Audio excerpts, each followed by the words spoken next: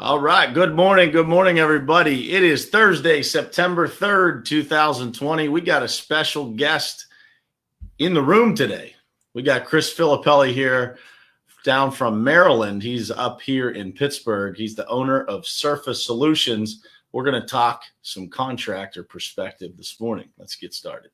It is ultimately important for you to look at your goals, truly what you want to do in your life, and then look at the people who you spend the most time with in your life and figure out if that lines up.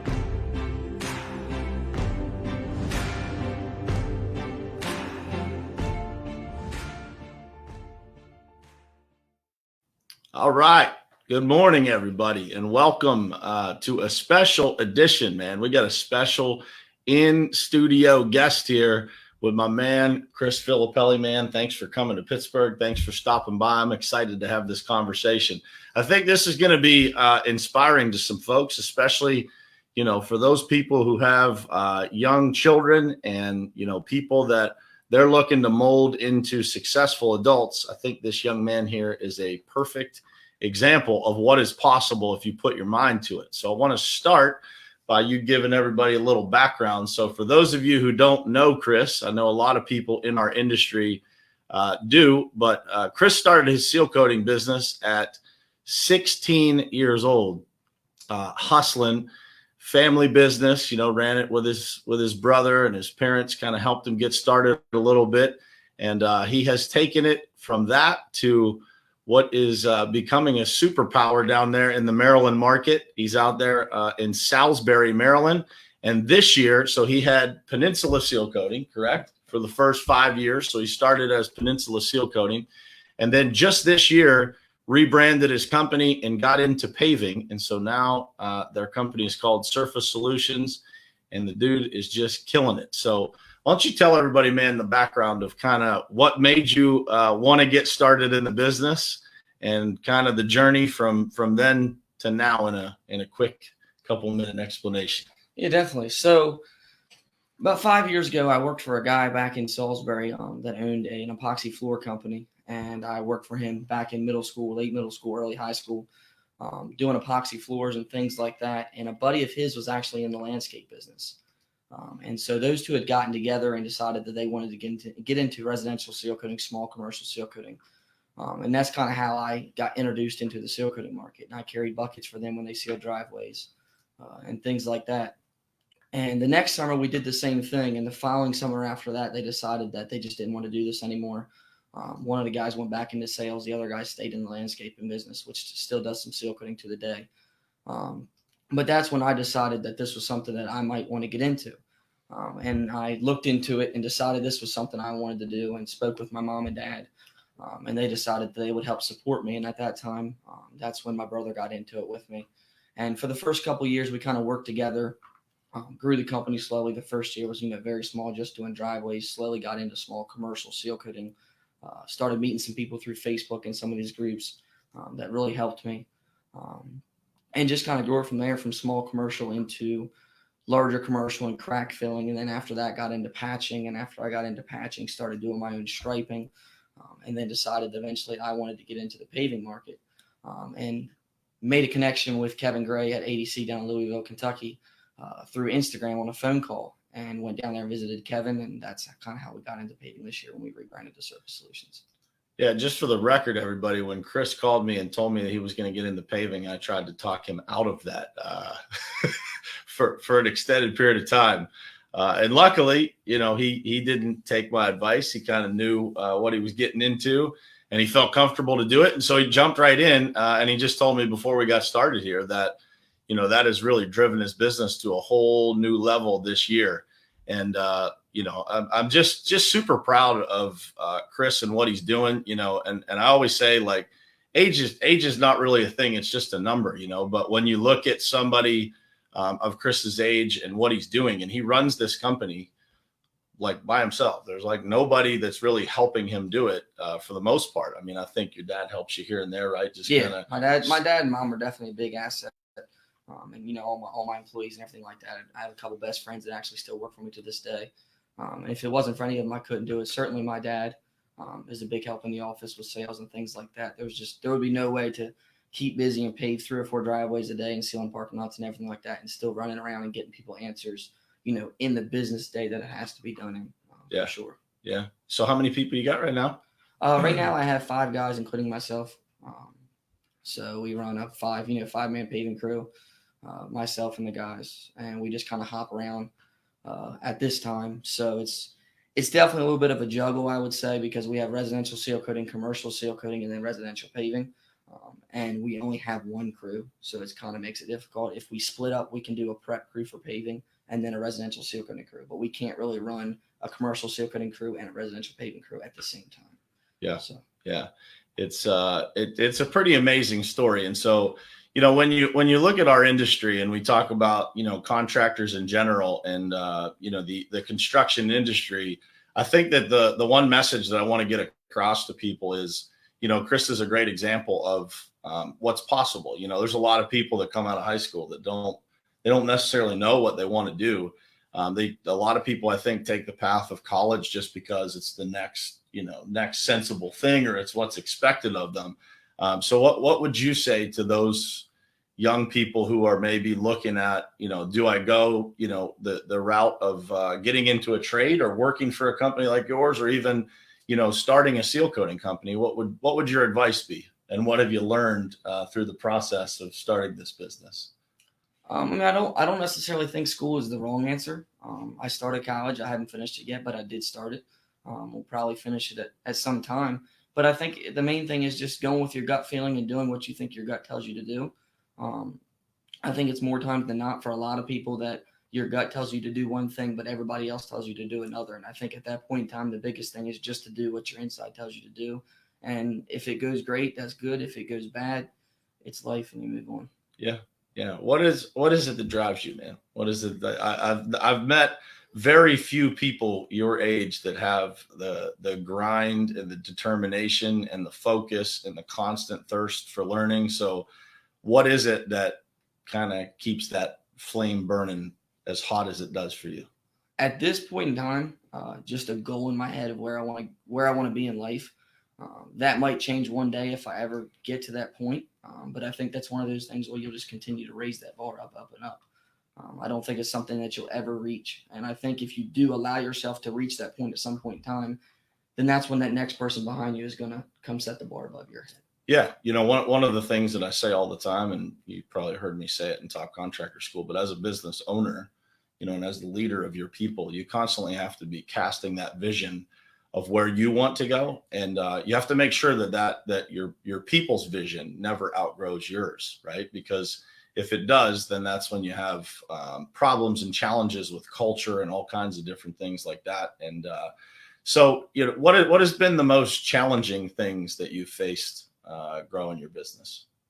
I think the biggest thing for me, and probably for a lot of people all the way, everywhere, is just time management. There's only so much time in a day, and just trying to get everything done and be out there, working as much as you can, but scheduling stuff as much as you can and dealing with all that stuff, because you only have so many hours in the day where you can get certain things done. There's no question you can work till 2 or 3 o'clock in the morning, but you're not calling somebody at 3 o'clock in the morning to follow up on their driveway or to schedule their driveway. Yeah. So you have to figure out a way to get all the work scheduled, all the work completed, and all the work estimated in a certain amount of time. So like I said, there's only so much time where you can accomplish certain things.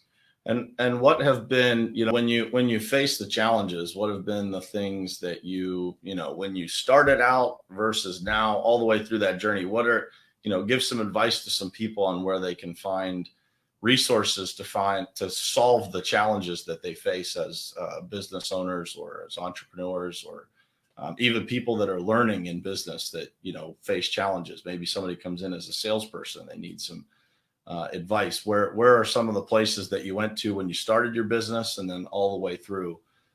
What does that look like? I think the first thing to turn to when you're looking for, something to maybe make things easier, the number one thing I would turn to first is trying to find technology to replace some of the things that you use or some of the things you do. It's going to be your easiest first solution, most cost effective than hiring somebody to technically do it. So I think that would be my first look. And then after that, start looking for somebody that you might be able to, add to the team. In this case, I've been very fortunate to have my dad to help me so far, in the office and with sales and things like that. But I think the other thing too for information is, one, social media, and then two would be joining things like Top Contractor School with Brian and a couple of things like that. Interesting story. When I first met Kevin Gray from ADC down in Louisville, Kentucky, and got into paving, I was actually sitting outside a driveway in a local neighborhood back in my hometown of Salisbury. And I had messaged Kevin on Instagram and told him whenever you got 10 minutes, I'd love to give you a call. I'm in the seal coating business for 5 years, looking to get into the residential paving business and just have some questions. And about 10 minutes later, he shoots me a message back on Instagram, says, "Here's my cell number. Feel free to give me a call whenever you have a chance." I sat right there in the truck. I gave him a call. Me and Kevin talked on the phone for 25 or 30 minutes. He said, "Hey, man, I'd love to have you down in Louisville sometime." A month later, I was down in Louisville. Spent the week down there with him and his guys. Learned a lot about paving. Came home, bought a paver, bought a skid steer, bought a dump truck, and a brand new here paver, we are right? today. Brand new paver. Brand new paver, brand new skid steer, and brand new roller. Yeah.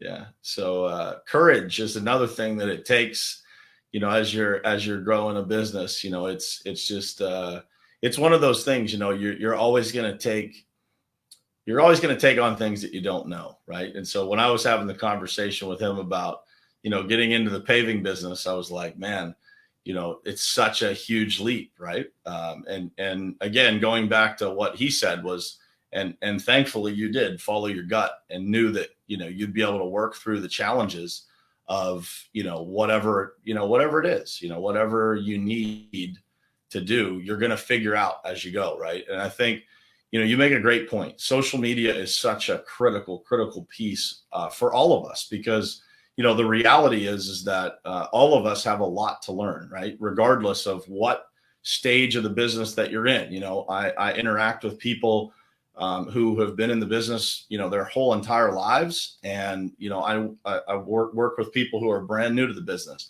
and there's always pieces of the business that someone else is going to be more advanced at than we are at that very moment. And so it's collectively that knowledge. And, on the topic of Top Contractor School, like that is really the mission of that. It is not just the content that we try to put out. It's the connections that, we're trying to make through that group, right? Through, building a community of people that really support and help each other and make those connections and be able to find the solutions for anything that you need, whether it's advice or equipment or supplies or materials. Where do you get it from? How do you do it? I'm doing something that's brand new today. Where do I, how do I make sure that I'm doing it right and that I have somebody that I can, use as a resource when that's happening. And it's been awesome, man, just to see you, growing your company. Jeff Nelson just said here that, you are the future of the industry. And I believe that, man. It's like that mentality of, just whatever it takes and jumping into things that are maybe a little bit uncomfortable, and being humble enough to tell people what you know and what you don't know, and figuring it out as you go, right? And I think you told me when you started paving, you did someone's driveway or someone that you knew, right? To kind of, just test it out to get started. Yeah, and funny story about the first driveway, actually. The first driveway we did was a driveway out in Willards, and everything turned out to be okay, but it was just one of those, first job experiences that you just look your head in the ground and just go, what's going to happen next? Because it was a new construction driveway when we started to dig it out. Come to find out, it ended up being very soft. Now we ended up digging it out 12 inches and bringing rock in, and it was one of those first job experiences that you go, are they all going to be like this? Yeah, is this going to set the pace for this year? I'll never forget it happened, and I picked up the phone, called Kevin Gray, and he's like, "Man, it happens." But on the first one, he's like, that's a adventure. But back to what you said about Top Contractors, just real quick, I wanted to touch on that. It's not even all about the calls and the information that's on there. I don't make every call. Not every call can I use the information at this time that's on there. But the biggest thing, like you said, is the connections. I mean, I met you and Judd and Stefan and Keith and all those guys through there. And if I have ever a question, I pick up the phone and call them. And it's great because, if it's 6:00 at night, I'm not going to bother Kevin with a paving question because he's probably eating dinner with his family. But then out in California, it's 3:00, so I can pick up the phone, call Keith Calloway. Right. So it's just having those connections and always having somebody that when you run into a problem, that instead of costing yourself $5,000, you pick up the phone and you cost yourself $500 because they tell you what the right answer is. So building those relationships with people like that across the industry, I think it's truly, helped me with my success this year. I don't think a lot of what we've done would even be possible if it wasn't for going down to see Kevin and having all these other people that I can call and get answers from on just the smallest little things, but that would cost you so much money if it wasn't done right the first time. Yeah. And no question, man. I think, the future of the industry, the people that are going to really win long term, what we see is that collaboration is what wins, right? Being able to help other people and share everything that with others, and being willing to do that. And it's something that we're trying to create within Top Contractor School, and I think mostly successfully doing so. Everybody that jumps on those calls is willing to share and just tell everybody what they know and the lessons that they've learned, right? You're going through something. And I remember my first big job. And it was actually with Kevin, one of the first big ones that we did.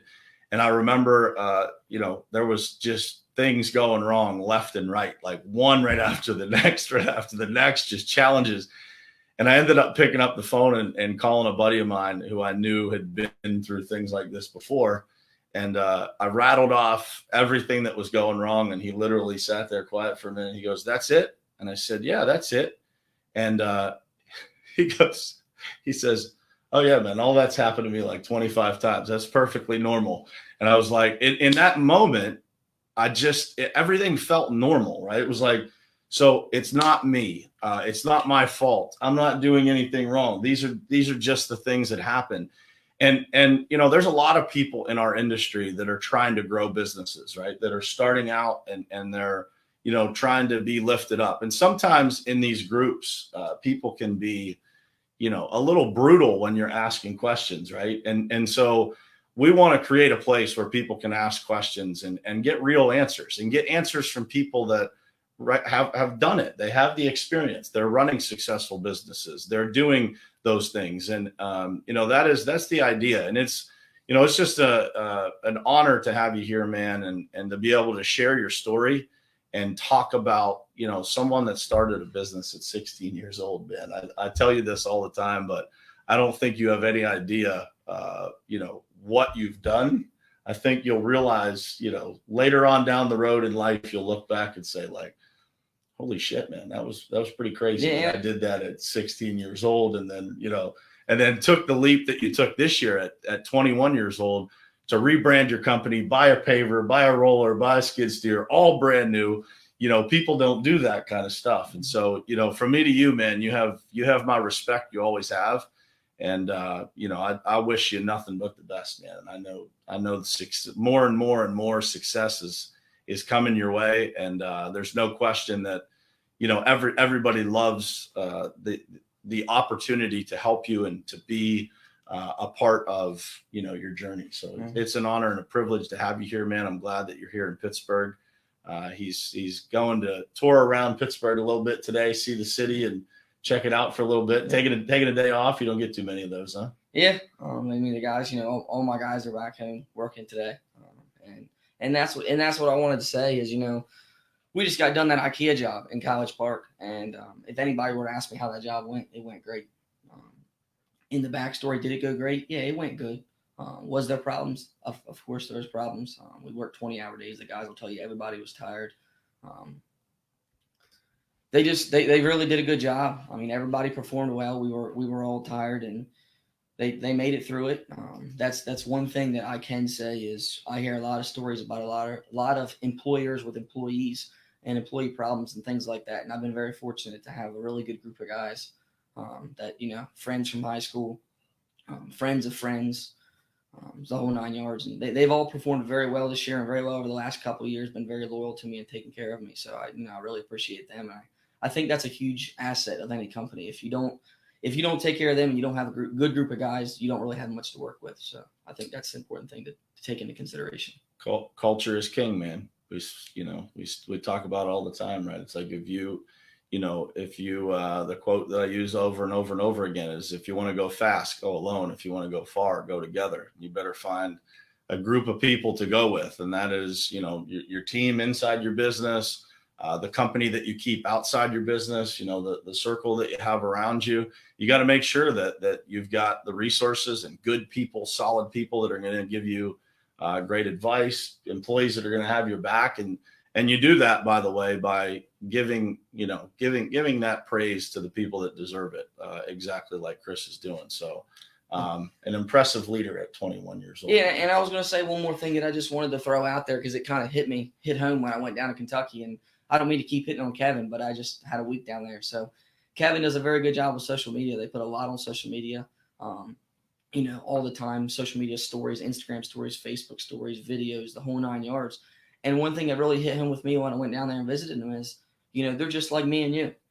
They're all regular people. And when you go down there to see how they operate and see that, they put on a great story and they really look like they do a great job. But I think the thing that a lot of people miss is when I went down there that I figured out is they have the same daily struggles that me and you have every single day. Yeah. And I think that's something that a lot of people don't see is that they did think all these people that, hey, if I get to this point, I'm going to have this picture perfect life. They're not going to have any problems. Yeah. And I think that's a big thing. Yeah, there's no base failure once you get to like Correct. a $10 million. Yeah, and I think that's what right? people think. So I think that's a huge misconception in the market that, hey, if I just get to this level, all the problems wash away and it'll be a good life. Yeah, we were just, we're in the middle. We're just finishing up a big one down in South Carolina this week. And, after day one, it was like, well, we had this, we had that. And I'm like, man, that's the normal pretty much day one of a large project. You're moving all the equipment in the morning. You got to get there. You got to get everything situated. In this case, we had to move it all in the morning. We couldn't move it in the day prior. And so it creates chaos, right? And chaos creates just a trigger of a lot of different things, right? As you're working through it. And so, that's what I was saying to the team is like, it'll all level itself out, right? Yeah. Like over a period of days, man, they'll catch their stride. Everything will be normal and everything will be fine. It always is. But, without a doubt, it's a great message that it does not matter, how big you get or how good it looks on social media. There are always challenges. We just sometimes don't choose to share those, sometimes to keep the language clean and sometimes for other reasons. But we broke 2 pieces of equipment on the IKEA job, the crack filler and the seal coat rig on the same job. So it was, had to go rent a unit for the seal coat rig from the manufacturer, and the crack fill rig, the wire for the trigger on the heating up line unit broke. And I had a paper clip and I had it paper clipped together to finish the so, it doesn't always go easy, but you just have to find a way to get it done and life moves on. So no question, man. Ryan Austin is up there in Michigan. He said, this was great. We struggle on a weekly basis, but you need to stay grounded, move forward, positive thinking. And that's the truth, man. It's the courage to keep going and lean into those challenges, right? It's in those moments of challenge that we learn the most about ourselves, right? And I will, based on the advice that I gave you not to buy a paver and then seeing what you did with it, that's an experience for me, right? Because, I will probably be a little bit more cautious with my words or advice the next time that I give it to someone because, you've proven that it is possible. It just depends on the person and the team you have around you.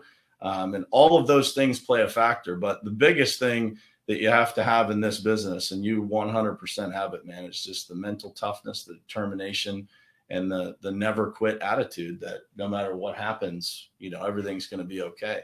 And man, I'm just proud of you, bro. Proud of you. Thank you for being here. And I think the biggest thing too is real quick, just on that, is knowing other people have your same problems. I think is another thing that helps you get through them. Not knowing that you're not the only one that's going through that or having that problem, I think really helps, people get through. So no question, man. No question. Well, you got a lot of comments here. Jeff Nelson is inviting you out to California there. Just a ton of people that are giving you a lot of great comments here, man. So, but I'll definitely get through them and give everybody. I've reached out to everybody and talked to you. So I really appreciate everybody. Well, I appreciate everybody being here. Thank you for being here, man. Look forward to spending some more time with you here this morning. And for everybody else, I got another special treat for you. Tomorrow morning for the spiritual perspective. You'll see a post on it later today. I'm not going to put the cat out of the bag just yet, but we've got a special guest coming on tomorrow morning. She is a very special lady. She has an incredible story, and no question that you will not want to miss tomorrow morning's morning perspective. So I will see you guys again tomorrow morning, same place, same time, right here on Morning Perspective. Love you guys.